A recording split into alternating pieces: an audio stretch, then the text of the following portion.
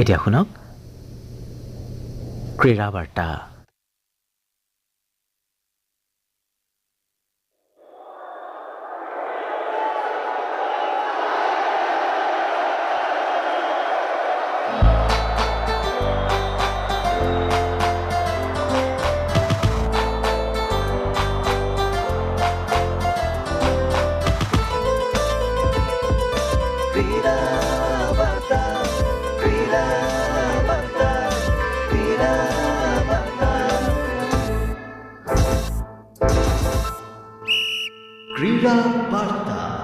নমস্কাৰ।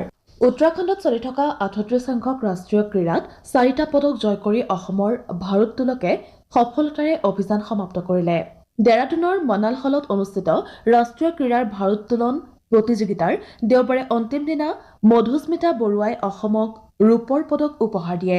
মহিলাৰ ৮৭ কিলোগ্ৰাম শাখাত খেলা মধুস্মিতাই স্নেচত ৯৫ কিলোগ্ৰাম আৰু ক্লিন এণ্ড জাৰ্কত ১১৩ কিলোগ্ৰাম ওজন উত্তোলন কৰে। বিগত গোৱা ৰাষ্ট্ৰীয় ক্ৰীড়াৰ ভাৰোত্তোলনত অসমে ২টা সোণসহ ৪টা পদক লাভ কৰিছিল, কিন্তু এইবাৰ ৩টা ৰূপ আৰু এটা ব্ৰঞ্জ অৰ্জন কৰিলে। ইয়াৰ পূৰ্বে মহিলাৰ ৬৪ কিলোগ্ৰাম শাখাত দিতিমণি সোণোৱাল তথা পুৰুষৰ ৮৯ কিলোগ্ৰাম শাখাত সুদিত্য বৰুৱাই ৰূপ অৰ্জন কৰাৰ লগতে পুৰুষৰ ৬৭ কিলোগ্ৰাম শাখাত সিদ্ধান্ত গগৈয়ে ব্ৰঞ্জ লাভ কৰিছিল। বক্সিঙত দুবাৰৰ অলিম্পিয়ান শিৱ থাপাসহ অসমৰ ৫গৰাকী খেলুৱৈয়ে কোৱাৰ্টাৰ ফাইনেলত প্ৰৱেশ কৰিছে। প্ৰত্যাশিতভাৱে পুৰুষৰ ৬৩.৫ কিলোগ্ৰাম শাখাত খেলা শিৱই ৫-০ত জয়লাভ কৰি কোৱাৰ্টাৰ ফাইনেলত প্ৰৱেশ কৰিছে। তদুপৰি মহিলাৰ ৬৬ কিলোগ্ৰাম শাখাত খেলা জুনিয়ৰ বিশ্ব চেম্পিয়ন অংকুচিতা বড়ো আৰু ৫৪ কিলোগ্ৰাম শাখাত খেলা আইকন মিলিয়েও ৫-০ৰ ব্যৱধানত জয়লাভ কৰি কোৱাৰ্টাৰ ফাইনেলত প্ৰৱেশ কৰিছে। আনহাতে ৱাক অভাৰ লাভ কৰি অন্তিম ৮ত স্থান নিশ্চিত কৰে ৫৭ কিলোগ্ৰাম শাখাত খেলা আৰতি দলে, কিন্তু মহিলাৰ ৫৫ কিলোগ্ৰাম শাখাত খেলা গীতিমণি গগৈয়ে ৪-১ৰ ব্যৱধানত পৰাস্ত হয়। পুৰুষৰ ৫১ কিলোগ্ৰাম ওজন শাখাত গৌৰৱ মজুমদাৰ কোৱাৰ্টাৰ ফাইনেলত প্ৰৱেশ কৰিছে। আজি চাইক্লিঙৰ ১০ কিলোমিটাৰ মহিলাৰ শাখাত অসমৰ চয়নিকা গগৈয়ে ৰূপৰ পদক অৰ্জন কৰে। ইয়াৰ লগে লগে এই পৰ্যন্ত অসমৰ পদকৰ সংখ্যা ১৪টালৈ বৃদ্ধি পালে।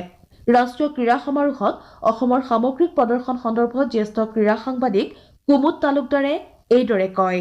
বিগত গোৱা ৰাষ্ট্ৰীয় ক্ৰীড়াত অসমে যথেষ্ট উন্নত প্ৰদৰ্শন দাঙি ধৰিছিল। এইবাৰ অসমে ১৪টা স্বৰ্ণ, ২০টা ৰূপ আৰু ২২টা ব্ৰঞ্জৰ পদক অৰ্জন কৰিছিল। ২০০৭ চনত গুৱাহাটীত অনুষ্ঠিত ৰাষ্ট্ৰীয় ক্ৰীড়াৰ পিছত এয়া আছিল অসমৰ শ্ৰেষ্ঠতম প্ৰদৰ্শন। কিন্তু এইবাৰ তুলনামূলকভাৱে অসমৰ প্ৰদৰ্শন কিছু হতাশজনক এই পৰ্যন্ত, কাৰণ কালিলৈকে এতিয়াও অসমে এটাও স্বৰ্ণ পদক অৰ্জন কৰিবলৈ সক্ষম হোৱা নাই। অসমে কালি সন্ধিয়ালৈ ১৩টা পদক লাভ কৰিছে। অৱশ্যে অসমৰ এতিয়াও যথেষ্টখিনি তাৰকা খেলুৱৈৰ খেল বাকী আছে। বিশেষকৈ বক্সিঙত অলিম্পিয়ান শিৱ থাপা আৰু লাভলীনাই যুঁজত নামিছে, তেওঁলোকৰ পদক নিশ্চিত হৈ আছে। তদুপৰি আমাৰ যোৱা বছৰ গোৱা ৰাষ্ট্ৰীয় ক্ৰীড়াত লন বলে যথেষ্ট উন্নত প্ৰদৰ্শন দাঙি ধৰিছিল। এইবাৰো নয়নমণি শইকীয়াৰ নেতৃত্বত যিটো দলে অংশগ্ৰহণ কৰিছে, ৫টা বিভাগত অসমৰ লন বল দলে ছেমি ফাইনেলত প্ৰৱেশ কৰিছে আৰু পদক নিশ্চিত কৰিছে। আশা কৰা হৈছে নয়নমণি শইকীয়া আৰু অন্য কেইগৰাকীমান খেলুৱৈয়ে স্বৰ্ণ পদক অৰ্জন কৰিব। ইতিমধ্যে ভাৰোত্তোলনত ৪টা পদক জয় কৰিছে অসমে, গতিকে আশা কৰা গৈছে বেডমিণ্টন আৰু এথলেটিক্সতো অসমে পদক অৰ্জন কৰিব। ইতিমধ্যে চাটলাৰ ইছাৰাণী বৰুৱাই কেইবাটাও ইভেণ্টত যোগদান কৰিছে। অৱশ্যে দলীয় শাখাত তেওঁলোকে ব্ৰঞ্জৰ পদক অৰ্জন কৰিছে যদিও ছিংগলছত তেওঁ সুন্দৰ প্ৰদৰ্শন অব্যাহত ৰাখিছে আৰু কোৱাৰ্টাৰ ফাইনেলত স্থান নিশ্চিত কৰিছে। ইছাৰাণীৰ পৰা অন্ততঃ এটা পদক নিশ্চিত। অৱশ্যে এইবাৰ সাঁতোৰত কিছু হতাশ কৰিছে। আস্থা চৌধুৰীয়ে ব্যক্তিগত ইভেণ্টত অসুস্থতাৰ বাবে নাম প্ৰত্যাহাৰ কৰিছে। তথাপি আশা কৰা হৈছে সাঁতোৰতো ২-এটা পদক আহিব, কিন্তু যোৱাবাৰৰ তুলনাত গোৱা ৰাষ্ট্ৰীয় ক্ৰীড়াৰ তুলনাত এইবাৰ প্ৰদৰ্শন সিমান সুখকৰ নহয় বুলি ক'ব পাৰি। অৱশ্যে জয়ন্ত তালুকদাৰ তেওঁ পদকৰ আশা এতিয়াও সজীৱ কৰি ৰাখিছে। তেওঁ অলিম্পিয়ান আৰু ইতিমধ্যে তেওঁ অগ্ৰগতি অৰ্জন কৰিছে। আজি সন্ধিয়ালৈ অসমৰ পদকৰ তালিকাখন কিছু স্পষ্ট হৈ পৰিব, সেই আশা কৰা হৈছে। আৰু আশা কৰিছো বিগত বৰ্ষৰ গোৱা ৰাষ্ট্ৰীয় ক্ৰীড়াৰ সমান নহলেও অসমে এইবাৰো উন্নত প্ৰদৰ্শন দাঙি ধৰি অসমলৈ গৌৰৱ কঢ়িয়াই আনিব বুলি আমি আশা কৰিব পাৰো। সংযুক্ত আৰৱ আমিৰি শ্বাহীত যোৱা ১১ জানুৱাৰীৰ পৰা অনুষ্ঠিত ডিপি বিশ্ব আন্তৰ্জাতিক টি20 ক্ৰিকেট লীগ অন্তিম পৰ্যায়ত উপনীত হৈছে। এমিৰেটছ ক্ৰিকেট বৰ্ডৰ উদ্যোগত চলি থকা টি20 লীগৰ ফাইনেলখন অহা 9 ফেব্ৰুৱাৰীত অনুষ্ঠিত হ'ব। 6টা দলে অংশ লোৱা প্ৰতিযোগিতাখনত Andre Russell, David Warner, Kieron Pollard, Sunil নাৰায়ণৰ দৰে তাৰকাই খেলিছে।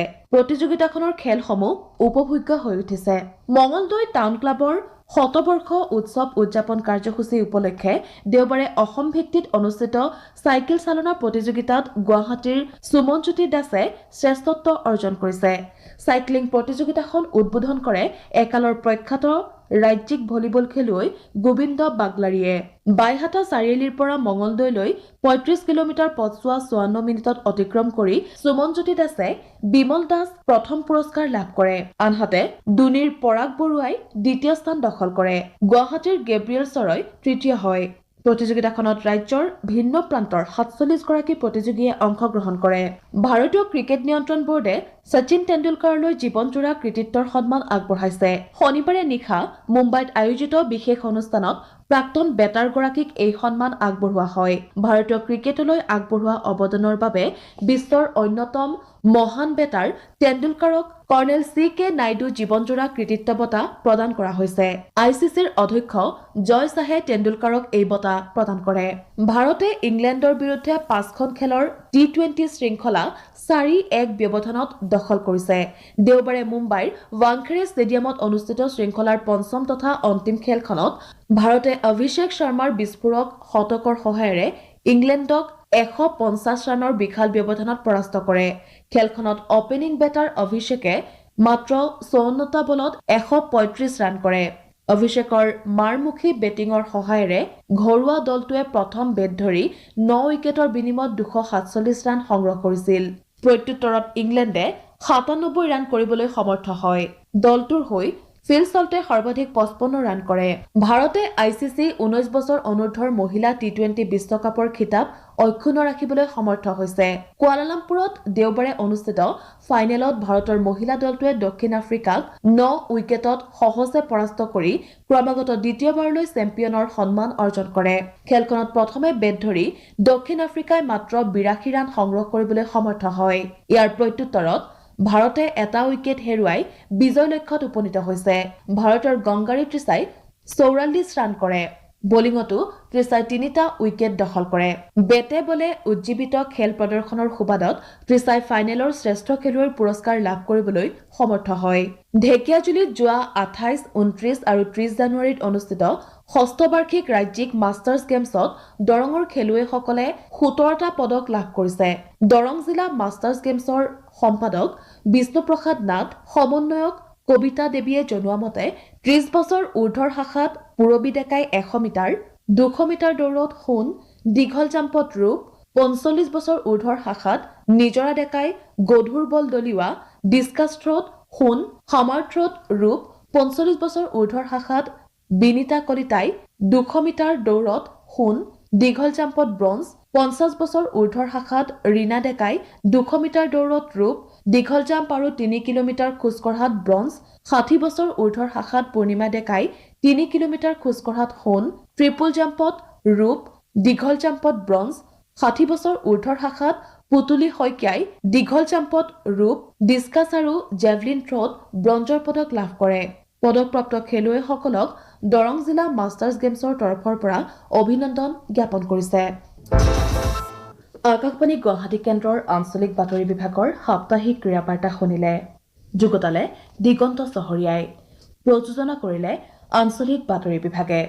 সহযোগিতা আগবঢ়ালে ৰাতুল বৰুৱাই। পৰৱৰ্তী ক্ৰীড়া বাৰ্তা শুনিবলৈ পাব অহা সোমবাৰে একেই সময়তে। নমস্কাৰ।